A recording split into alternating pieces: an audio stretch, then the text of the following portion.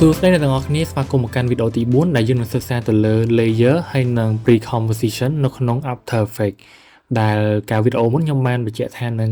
បង្ហាញអំពី keyframe ប៉ុន្តែមុននឹងយើងចូលទៅកាន់ keyframe គឺយើងត្រូវតែស្វែងយល់អំពី layer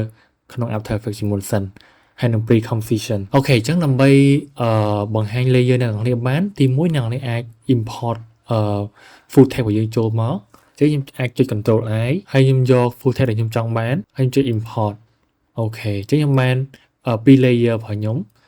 ទី1នេះមួយនេះគឺអានេះជាយន្តហោះទី2គឺមេឃចឹងទៅចឹងយើងអាចបង្កើតcomposition របស់យើងចូលមកចឹងខ្ញុំអាច click លើនេះមួយដើម្បីបង្កើត composition ហើយបន្តមកទៀតខ្ញុំអាចដាក់ឈ្មោះវាចូលដោយអាចថាដាក់ឈ្មោះថា testing អីយ៉ាងទៅហើយ preset របស់ខ្ញុំយកប្រភេទ social media landscape HD 1920x18 30 f per second 30 frame ក្នុង1វិនាទីអូខេអញ្ចឹងកន្លែងនេះមានកែទេ30 frame full ហើយ duration វិញខ្ញុំយក10ហើយ background ខ្ញុំយកពណ៌ខ្មៅអញ្ចឹងខ្ញុំយក OK បន្តមកទៀតខ្ញុំទី layer របស់ខ្ញុំដែលខ្ញុំ import មុនហ្នឹងមកចូលមកអញ្ចឹងខ្ញុំទីវាចូល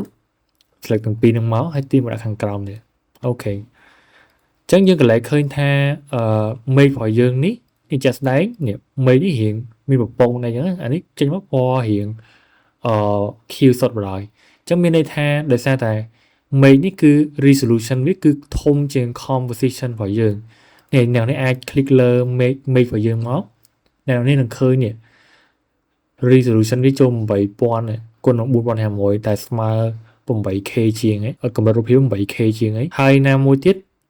composition របស់យើងហ្នឹងដាក់18ទេអញ្ចឹងអ្នកនេះអាច right click ហៅពីថា pre composition setting ឬក៏ control K ជា shortcut នេះឃើញអត់ទំហំវាក៏1920ក៏18ទេអញ្ចឹងវាទូចជាងអានេះទៀតអី8000អញ្ចឹងយើងអាចបង្រួម scale វាទូចមកយើងអាច select លើអាចឈរលើ selection ហើយ click លើ layer make របស់យើងគឺ sky click មួយបន្តមកទៀតយើងអាច zoom out បន្តិចទៅនេះវាឃើញអា transform របស់វាអញ្ចឹងអ្នកនរអាចបង្រួមតាមនេះក៏បានដោយគ្រាន់តែ click លើនេះ gray ទាំង8ហ្នឹងឯង gray ជុំវិញណា transform ហ្នឹង click វាមួយហើយចុច C ឲ្យជាប់មកដើម្បីកុំឲ្យវាទៅប៉ែតឬក៏ប៉ិតអញ្ចឹងទៅ click ហើយចាំចុច C ឲ្យជាប់អូខេ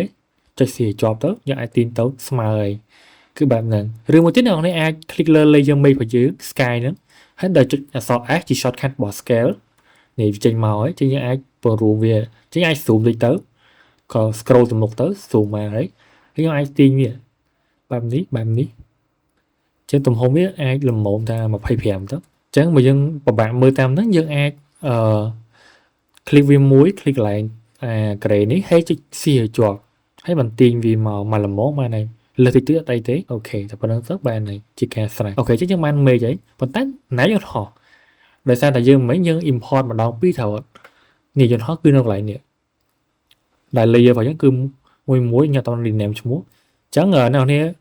អាចទាញវាឡើងលើមកគឺវាមកនៅលើហើយឃើញអត់អញ្ចឹងខ្ញុំអាច rename ឈ្មោះសិនមកដើម្បី rename ឈ្មោះបានយើងអាច right click ហៅពីថា rename ឈ្មោះនេះឬមួយទៀតអ្នកនេះអាច click លើ layer យន្តហោះហ្នឹងទៅហើយចុច enter ហើយខ្ញុំវាយ rename ថា airplane អូខេហើយ click ចេញខាងក្រៅវាមួយជាការស្រេចអូខេអញ្ចឹងយើងបាន layer